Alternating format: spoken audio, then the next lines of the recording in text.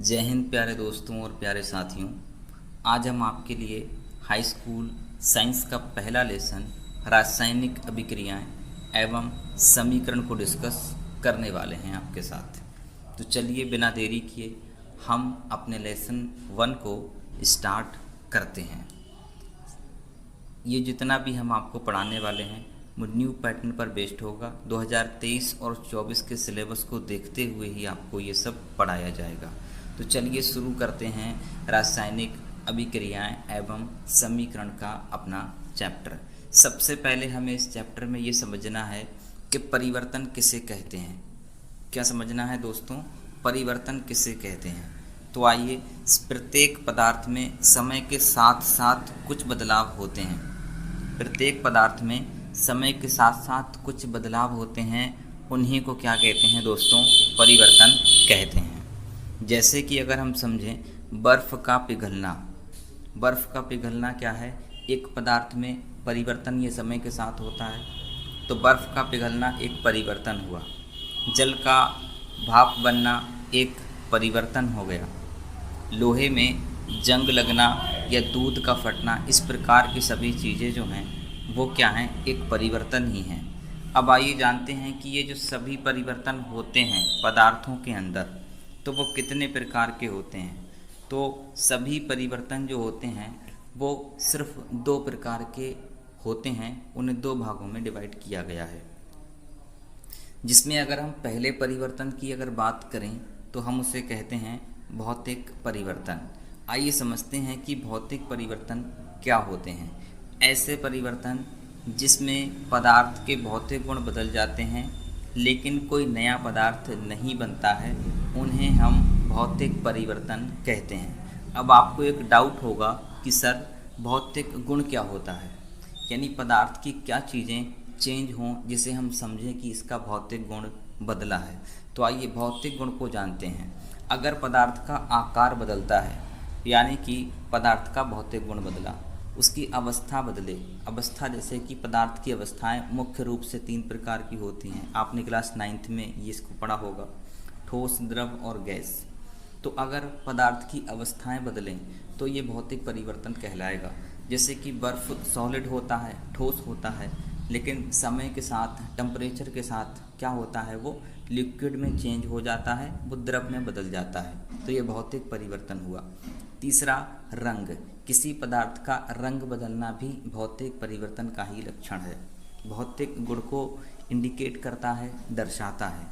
आइए अब हम जानते हैं रासायनिक परिवर्तन के बारे में कि रासायनिक परिवर्तन क्या होते हैं। ऐसा परिवर्तन जिसमें नए पदार्थ का निर्माण होता है उसे रासायनिक परिवर्तन कहते हैं।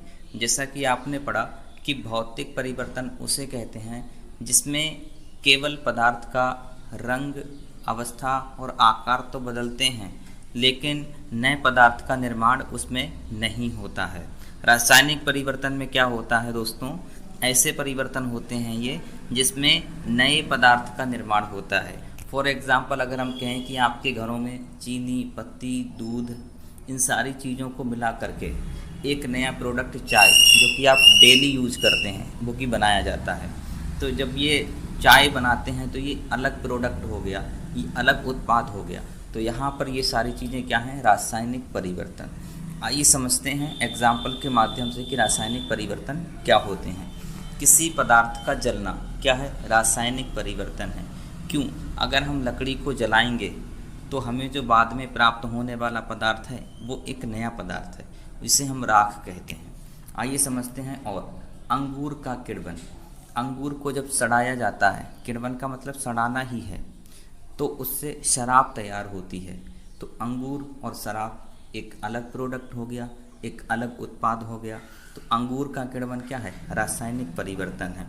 लोहे पर जंग लगना। लोहे पर जंग लगना, जब लोहे को खुले वातावरण में छोड़ देते हैं तो ये ऑक्सीजन से क्रिया करता है और इसके ऊपर आयरन ऑक्साइड की एक भूरे रंग की परत चढ़ जाती है जो लोहे को गलाने लगती है। तो ये परिवर्तन क्या कहलाता है? रासायनिक परिवर्तन कहलाता है। आइए और जानते हैं। भोजन का पकना। मैंने आपको एग्जाम्पल दिया था चाय का। तो अब जैसे भी हम भोजन को तैयार करते हैं तो उसमें कई सारी सामग्री मिलाते हैं, फिर एक नया प्रोडक्ट हमारे पास तैयार होता है। तो भोजन का पकना, पाचन हमारा रासायनिक परिवर्तन है। श्वसन में भी हम कार्बन डाइऑक्साइड को छोड़ते हैं, जबकि हम रिसीव क्या करते हैं, हम ऑक्सीजन को ग्रहण करते हैं और कार्बन डाइऑक्साइड को बाहर निकालते हैं, जो कि एक अलग नया प्रोडक्ट है, नया उत्पाद है। तो नया उत्पाद बनता है ऑक्सीजन में, यानी कि श्वसन में ऑक्सीजन से कार्बन डाइऑक्साइड बनता है। इसीलिए श्वसन भी क्या है, एक रासायनिक परिवर्तन है दोस्तों। आइए समझते हैं इसके बाद हम। उससे पहले हम जान लें कि आप ये जो क्लासेस देख रहे हैं वो नो डाउट क्लासेस 1.0 की तरफ से आपको दी जा रही हैं। इसका कोई भी कॉस्ट आपके लिए नहीं लगेगा, बस आप हमारे साथ यूं ही बने रहें, आपका प्यार हमें मिलता रहे, हम यूं ही आपकी हेल्प करते रहेंगे। अगर आपको वीडियो का कुछ भी भाग पसंद आता है तो आप हमारे चैनल को, इस वीडियोस को लाइक कर सकते हैं, हमारी वीडियो को शेयर कर सकते हैं और चैनल को सब्सक्राइब कर सकते हैं। इससे हमारा मोटिवेशन बढ़ेगा और आने वाले टाइम में हम आपको कंप्लीट सिलेबस दे पाएंगे दोस्तों। तो चलिए अपने टॉपिक पर आते हैं। अब हम जानेंगे कि भौतिक और रासायनिक परिवर्तन में क्या अंतर होता है। अभी हमने काफ़ी सारे अंतरों को समझा भी है, लेकिन लाइन बाय लाइन हम एक्सप्लेनेशन के साथ में इसे समझने की कोशिश करेंगे। आइए, हमने एक तरफ भौतिक परिवर्तन का कॉलम बना दिया है और एक तरफ हमने रासायनिक परिवर्तन का कॉलम बना दिया है। एक एक करके बस डिटेल में हम समझाने की आपको कोशिश करेंगे, रटाने की कोशिश बिल्कुल भी नहीं करेंगे। आप भौतिक परिवर्तन के पहले कॉलम को देखिए, इसमें क्या लिखा है कि भौतिक परिवर्तन में पदार्थ के भौतिक गुण बदलते हैं लेकिन कोई नया पदार्थ नहीं बनता, जैसा कि हमने अभी आपको समझाया था। और रासायनिक परिवर्तन में मूल पदार्थ नए पदार्थ में बदल जाता है, यानी रासायनिक परिवर्तन में नए पदार्थ का निर्माण होता है और भौतिक परिवर्तन में नए पदार्थों का निर्माण बिल्कुल भी नहीं होता है। एक अंतर आप अपने माइंड में सेट कर लीजिए। दूसरा देखिए, इसमें पदार्थ का भार नहीं बदलता है। फॉर एग्ज़ाम्पल, अगर हम 500 ग्राम बर्फ़ लेंगे, फिर वो बर्फ़ जब हमारा वाटर यानी कि पानी में बदलेगा तो इस कंडीशन में दोनों का वेट एक जैसा रहेगा, दोनों का भार एक जैसा रहेगा। तो भौतिक परिवर्तन में पदार्थ का भार नहीं बदलता है, लेकिन भाई साहब रासायनिक परिवर्तन में पदार्थ का भार बदल जाता है। क्यों बदल जाता है? क्योंकि अगर हम पानी को बॉयल करेंगे, जैसे कि हम खाना बनाते हैं तो हमारा पानी बॉयल उबलता है, तो कुछ बाष्पीकरण की क्रिया भी होगी, तो और भी कई सारी रिएक्शन होते हैं, क्रियाएं होती हैं, तो पदार्थ का भार बदलता है। अगला, यह परिवर्तन अस्थायी होता है। अस्थायी का मतलब अनफिक्स, ये हमेशा हमेशा के लिए नहीं होता है। जैसे आपने बर्फ़ से पानी बर्फ़ को आपने टेम्परेचर बढ़ाया तो वो पानी में बदल गया, लेकिन आप फिर उस पानी को ले जाके फ्रिज में रख दो, वो फिर बर्फ़ बन जाएगा। मतलब कि बर्फ़ से पानी, पानी से बर्फ़, बर्फ़ से पानी, पानी से बर्फ़, ये एक्सचेंज आप कर सकते हैं। ये फिक्स नहीं है कि अगर बर्फ़ से पानी बन गया तो वो पानी ही रहेगा। तो भौतिक परिवर्तन अस्थायी परिवर्तन होते हैं, जबकि रासायनिक परिवर्तन स्थायी परिवर्तन होते हैं। दोस्तों कैसे, मैंने एक एग्जाम्पल दिया है, उसे कंप्लीट करते हुए आगे बढ़िए। जैसे कि आपने चीनी, पत्ती, दूध के मिश्रण को मिला करके चाय बना दी, तो अब वो हो गई फिक्स। अब आप ऐसा करना इतना आसान नहीं है कि आप फिर से रिपीटेशन करें और चीनी को अलग कर दें, पत्ती को अलग कर दें, दूध को अलग कर दें। ये बहुत बहुत इम्पॉसिबल है, बहुत इम्पॉसिबल टास्क है। तो इसीलिए कहते हैं कि रासायनिक परिवर्तन स्थायी होते हैं, हमेशा के लिए फिक्स हो जाते हैं। अगला देखिए, चौथा परिवर्तन हम समझने की पूरी कोशिश करेंगे। इसमें कारण हटाने पर पदार्थ अपनी मूल अवस्था में वापस आ जाता है। ठीक वही कंडीशन, जैसे कि बर्फ़ का टेम्परेचर हम फिर से माइनस करेंगे तो वो फिर अपनी कंडीशन में वापस चला जाएगा। कारण हटा लेने पर पदार्थ मूल अवस्था में वापस आ जाता है। और रासायनिक परिवर्तन में आप कुछ भी करें लेकिन पदार्थ मूल अवस्था में वापस नहीं आता है। तो इसमें कारण हटाने पर पदार्थ अपनी मूल अवस्था में वापस नहीं आता है।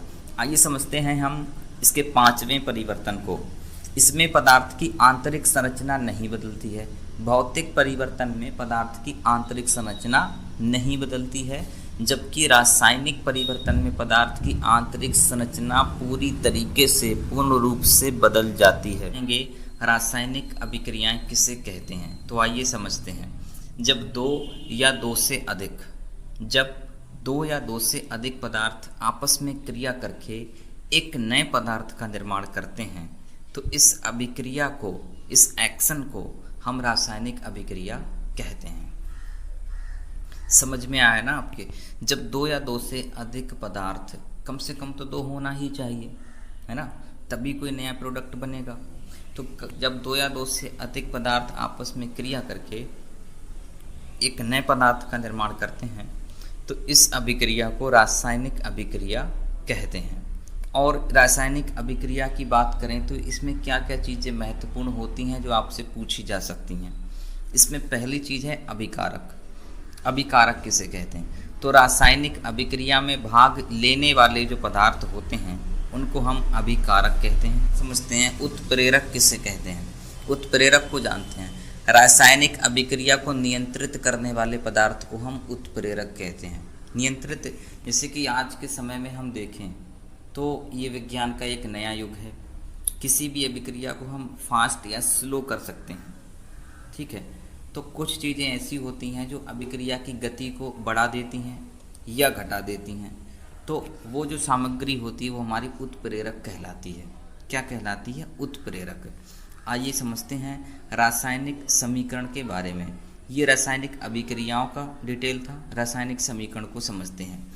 जब रासायनिक अभिक्रिया में भाग लेने वाले अभिकारकों तथा अभिक्रिया के फलस्वरूप यानी अभिक्रिया पूरी होने के बाद में बने उत्पाद को अणुसूत्र से प्रदर्शित किया जाता है, तो यह रासायनिक समीकरण कहलाता है। मैग्नीशियम ऑक्सीजन दोनों आपस में क्रिया करते हैं और मैग्नीशियम ऑक्साइड बनाते हैं। यानी कि मैग्नीशियम को जब ऑक्सीजन के साथ जलाते हैं तो राख के रूप में, जो एसिड होती है उसके रूप में हमें मैग्नीशियम ऑक्साइड प्राप्त होता है। ये बात हमने क्या करा, शब्दों के माध्यम से इस चीज़ को दर्शाया, तो यह कहलाएगा रासायनिक अभिक्रिया। अब इसी रासायनिक अभिक्रिया को आइए अणुसूत्र के माध्यम से जब हम लिखते हैं तो ये रासायनिक समीकरण बन जाता है। जैसे मैग्नीशियम का अणुसूत्र होता है Mg, ऑक्सीजन का अणुसूत्र होता है O2। जब हमने इसकी अभिक्रिया कराई तो यहाँ पर प्राप्त होता है MgO, मैग्नीशियम ऑक्साइड का अणुसूत्र। ये दो इन अणुसूत्रों को बैलेंस बराबर करने के लिए शब्दों के माध्यम से रासायनिक अभिक्रिया को दर्शाया गया है और अणुसूत्र के माध्यम से रासायनिक समीकरण को दर्शाया जाता है। यही इन दोनों में डिफरेंस होता है।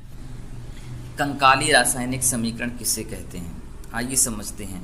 ऐसी रासायनिक समीकरण जिसमें अभिकारक के परमाणु, आप जानते ही हैं अभिकारक क्या है, अभिक्रिया में भाग लेने वाले पदार्थ। तो ऐसी रासायनिक समीकरण है जिनमें अभिकारक के परमाणुओं की संख्या उत्पाद के परमाणुओं की संख्या के बराबर नहीं होती है, बैलेंस नहीं होता है अभिकारक और उत्पाद का, उसे हम कंकाली रासायनिक समीकरण कहते हैं। और संतुलित रासायनिक समीकरण किसे कहते हैं, आइए उसे समझते हैं। ऐसी रासायनिक समीकरण जिसमें अभिकारक के परमाणुओं की संख्या उत्पाद के परमाणुओं की संख्या के बराबर होती है, उसको हम संतुलित रासायनिक समीकरण कहते हैं। कंकाली रासायनिक समीकरण और संतुलित रासायनिक समीकरण को अच्छे से समझने के लिए हम एक एग्जाम्पल को देखते हैं। मैग्नीशियम और ऑक्सीजन, यहाँ पर मैग्नीशियम का एक अणु है, ऑक्सीजन के दो अणु हैं, इससे बनता है मैग्नीशियम ऑक्साइड। लेकिन मैग्नीशियम का एक अणु इधर है, मैग्नीशियम का एक अणु इधर है, ऑक्सीजन का इधर दो अणु है, इधर एक अणु है, यानी कि ऑक्सीजन के एक अणु का यहाँ पर डिफरेंस है, कमी है, गड़बड़ी है। तो ये समीकरण हमारी गड़बड़ समीकरण है, गलत है, और इसी को हम कहते हैं कंकाली रासायनिक समीकरण। अब जब दूसरी समीकरण को देखते हैं तो यहाँ पर मैग्नीशियम के दो अणु, ऑक्सीजन के दो अणु और मैग्नीशियम ऑक्साइड का मल्टीपल 2, यानी कि मैग्नीशियम के दो और ऑक्सीजन के दो अणु। तो ये संतुलित रासायनिक समीकरण है, तो इसे हम क्या कहेंगे, संतुलित रासायनिक समीकरण। यही इन दोनों में अंतर होता है कि कंकाली रासायनिक समीकरण में अभिकारक के परमाणुओं की संख्या उत्पाद के परमाणुओं की संख्या के बराबर नहीं होती है, जबकि संतुलित रासायनिक समीकरण में अभिकारक के परमाणुओं की संख्या और उत्पाद के परमाणुओं की संख्या बिल्कुल बराबर होती है। द्रव्य की अविनाशिता का नियम क्या है या फिर द्रव्यमान संरक्षण का नियम क्या है, इसे भी जानना बहुत ही ज़रूरी है। ये चीज़ें हम बैलेंस क्यों करते हैं, ये द्रव्य की अविनाशिता के नियम के ही खातिर ये सब कुछ करते हैं। द्रव्य की अविनाशिता के नियम को समझते हैं। द्रव्य की अविनाशिता का नियम यह कहता है, या कह लो द्रव्य की अविनाशिता के नियम के अनुसार किसी रासायनिक अभिक्रिया के दौरान ना कोई नया परमाणु बनता है और ना ही कोई परमाणु नष्ट होता है। इसीलिए रासायनिक समीकरण में अभिकारकों और उत्पादों के परमाणुओं की संख्या एक समान रखी जाती है। कि हमारे सिलेबस में कितनी रासायनिक अभिक्रियाएं जो हमको स्टडी करनी हैं, तो आपकी कक्षा हाई स्कूल में आपको कितनी अभिक्रियाएं स्टडी करनी हैं, पहले मैं आपको वो बता देता हूँ, फिर हम 1 बाय 1 उसको पढ़ेंगे। पहला हमको संयोजन अभिक्रिया या हम उसको योगात्मक अभिक्रिया कहते हैं, वो हमको पढ़नी है। दूसरा अपघटन अभिक्रिया पढ़ना है। तीसरा वियोजन अभिक्रिया पढ़ना है। चौथा ऊष्माक्षेपी और ऊष्माशोषी अभिक्रियाएं पढ़ना है। 5 नंबर उदासीनीकरण अभिक्रिया पढ़ना है। 6 पर विस्थापन अभिक्रिया पढ़ना है। 7 पर द्विविस्थापन, जिसको हम प्रतिस्थापन अभिक्रिया भी कहते हैं, वो पढ़ना है। नंबर 8 पर उपचयन, अपचयन और रेडॉक्स अभिक्रिया के नाम से जाने वाली अभिक्रिया को पढ़ना है। तो अपने सिलेबस में हमें नेक्स्ट वीडियो में ये सभी 8 अभिक्रियाओं को हम डिस्कस करेंगे।